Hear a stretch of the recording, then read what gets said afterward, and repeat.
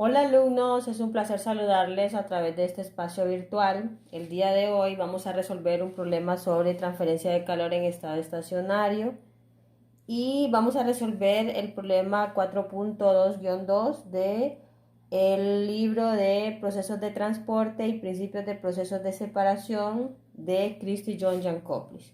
El problema dice así: se usa un serpentín de enfriamiento de acero inoxidable 304 de 1 pie de longitud con diámetro interno de 0.25 pulgadas y diámetro externo de 0.40 pulgadas para extraer calor de un baño.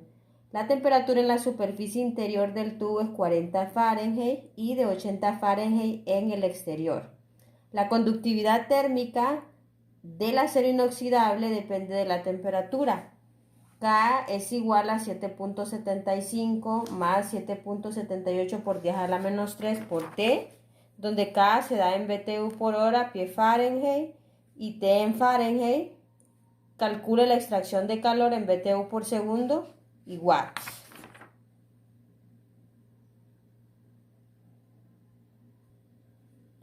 Bien, anotamos los datos del problema y ahí podemos ver que tenemos una longitud de 1 pie, un diámetro interno que llamamos diámetro 1 de 0.25 pulgadas, un diámetro externo de 0.40 pulgadas y nos dan dos temperaturas, la temperatura 1 y la temperatura 2 de 40 y 80 Fahrenheit. En primer lugar, recordemos que en el problema vamos a necesitar los radios porque el calor viaja a través del espesor de la tubería, donde es necesario conocer el radio 1 y el radio 2. En el problema nos dan los diámetros. Como recordatorio, un radio es igual a la mitad del diámetro. Y también otra cosa que debemos recordar es la congruencia de las unidades. Debemos revisar antes de plantear las fórmulas, hacer los despejes, introducir datos, pues revisar la congruencia de las unidades.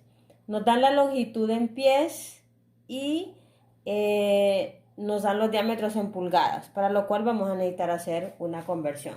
Recordemos que en un pie hay 12 pulgadas, entonces si dividimos esos diámetros entre 2 y luego los dividimos entre 12 para hacer la conversión a pies, entonces tenemos que el radio 1 es 0.01041 pies y el radio 2 0.1666 pies. Otro dato que dan en el problema y que es muy importante es que nos dan la conductividad térmica en función de la temperatura. Es decir, que aquí no voy a utilizar las fórmulas que ya habíamos definido porque la conductividad térmica no es constante. Entonces yo debo recurrir a la ecuación original, a la ley de Fourier para la conducción de calor, que ahí la tenemos. La velocidad de transferencia de calor entre el área igual a menos K, diferencial de temperatura entre diferencial de R. Como aquí me dan el valor de la conductividad en función de la temperatura, pues lo que me están diciendo es que la conductividad no es constante y debo trabajar la ecuación desde la fórmula original. Nos dicen que la conductividad es 7.75 más 7.78 por 10 a la menos 3 T. Es decir que con esa ecuación lineal nos dan la variación de la conductividad térmica versus la temperatura. En algunos materiales la conductividad térmica es constante, es decir que al aumentar la temperatura la variación en la conductividad es tan mínima que se considera constante. En este caso nos dan la variación y es necesario considerarla. No voy a recurrir a tablas para calcular la conductividad, sino que voy a utilizar esa fórmula. Bien, ya con la ecuación original planteada, pues lo que hacemos es una separación de los diferenciales para poder integrar en ambos lados de la ecuación. Entonces aplicamos una integral en este lado y una integral en este lado. Aquí el área, recordemos que es el área longitudinal del cilindro o de la tubería. Entonces el área longitudinal en un cilindro es 2πr por la longitud. Es decir, aquí no estamos hablando del área de la cara del cilindro, sino estamos hablando del área longitudinal o del área de que va a lo largo de la longitud o el área del espesor. Bien, entonces vamos a introducir ese valor. La integral de Q sobre 2πrl, diferencial de radio, igual a menos la integral de k, ya nos dan k en el problema, y es 7.75 más 7.78 por 10 a la menos 3t diferencial de t. Y ahí tenemos la integral en ambos lados. Otra cosa que vamos a recordar es que si tenemos factores constantes, los podemos sacar de la integral y para que se nos haga más fácil y poder integrar solo en relación a la variable que nos están dando. Por ejemplo, en este lado podemos sacar Q y 2pi por la longitud. En el caso del cilindro, la longitud no varía, la longitud es fija. El calor no viaja a lo largo de la longitud, sino que viaja a través de los radios o del espesor de la tubería. Entonces acá tenemos que dr sobre r es lo que voy a integrar. En esta parte de acá no puedo hacer lo mismo porque acá no tengo factores, sino lo que tengo es una suma. Entonces 7.75 no es un factor constante porque no está multiplicando, está sumando. Entonces voy a trabajarlo dentro de mi integral. 7.75 más 7.78 por 10 a la menos 3 t diferencial de t. ¿Qué es lo que voy a hacer? Pues voy a resolver esas dos integrales. Bien, y tenemos que resolver la integral en ambos lados. En el lado derecho tenemos pues la integral de la conductividad térmica y en el lado izquierdo tenemos la integral que corre sobre el radio. En el lado izquierdo pues sacamos Q, 2pi L, longitud, ahí había una R de además, y integramos para dr sobre r, que la integral de 1 sobre r pues es un logaritmo. Lo vamos a integrar desde un radio 1 a un radio 2, igual en el lado derecho. Lo vamos a integrar desde una temperatura 1 hasta una temperatura 2.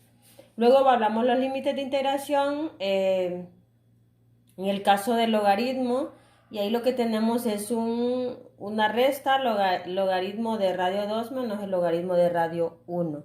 En el lado derecho, pues 7.75 al integrarlo, pues nos da 7.75t más 7.78 por 10 a la menos 3 t cuadrado. Como ahí teníamos una t, pues el exponente se le suma un 1 y luego se divide entre ese mismo exponente, que sería 2. Lo integramos ahí desde t1 hasta t2. Luego es cuestión de ir evaluando los límites de integración. La resta de logaritmos se nos convierte en un cociente.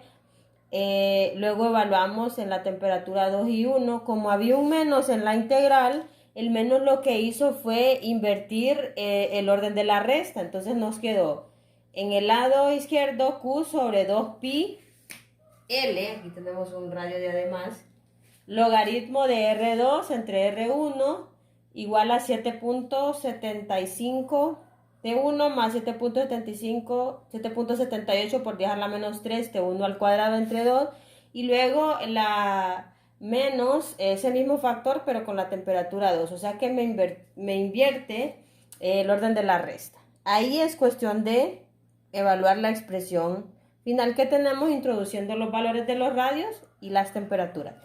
Los dos valores los tenemos, los radios inicialmente hicimos la conversión a pies, y las temperaturas pues el problema nos la da. Bien, y ahí lo que sigue es despejar para el Q, porque es lo que el problema nos está pidiendo, que cuál es la cantidad de calor que se extrae del baño.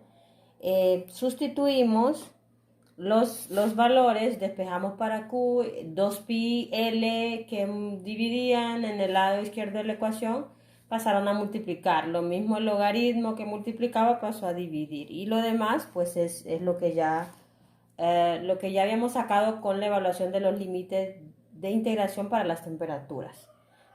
Vamos a proceder a introducir los valores. Yo aquí lo que aconsejo es que ustedes lo vayan resolviendo por partes. Es una expresión grande con logaritmos. Si se sienten más cómodos, pues lo pueden ir evaluando parte por parte. Al sustituir y evaluar las temperaturas T1 en 40 Fahrenheit y T2 en 80 Fahrenheit, entonces nos van a quedar unos números como los que siguen. 2pi, un pie de longitud, y luego dentro todo este término es 316.224 menos 644.896. Recordemos que esto está en BTU por hora pie. Cancelé los Fahrenheit porque ya habíamos multiplicado una temperatura al integrar, entonces un Fahrenheit de las unidades originales de la conductividad desaparece. Y luego evaluamos los logaritmos. Evaluamos el logaritmo en los radios y esto nos da 0.4702. Se puede evaluar toda la expresión en la calculadora, pero yo, si ustedes se sienten inseguros, les aconsejo que lo resuelvan por partes, ¿verdad? Al final, el Q es menos 4.391.976 BTU hora.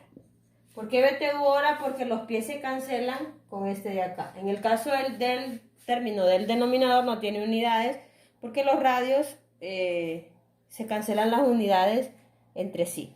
Luego, como el problema nos dice que encontremos el calor en BTU por segundo y watts, hacemos una conversión. Como esto es BTU hora, pues multiplicamos por un factor de en una hora 3600 segundos.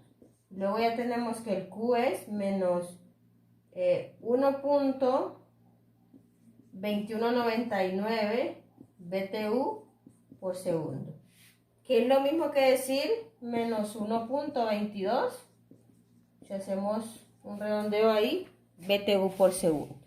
Y ahí lo tenemos. Para convertirlo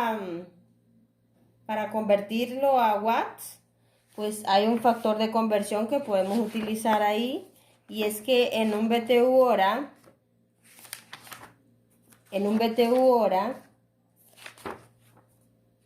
podemos tener 0.293007 watts. Esa conversión la encontramos en el libro de texto y la utilizamos. Entonces, ya haciendo la conversión, que ahí nos tocaría, pues sería multiplicarlo por 0.2930 y ya obtenemos el valor en watts. Sería menos 1287.16 watts. Y ahí tenemos pues los dos. El valor del Q, que es el mismo, solo que he expresado en diferentes unidades. Espero que el video sea de mucha utilidad y nos vemos pronto.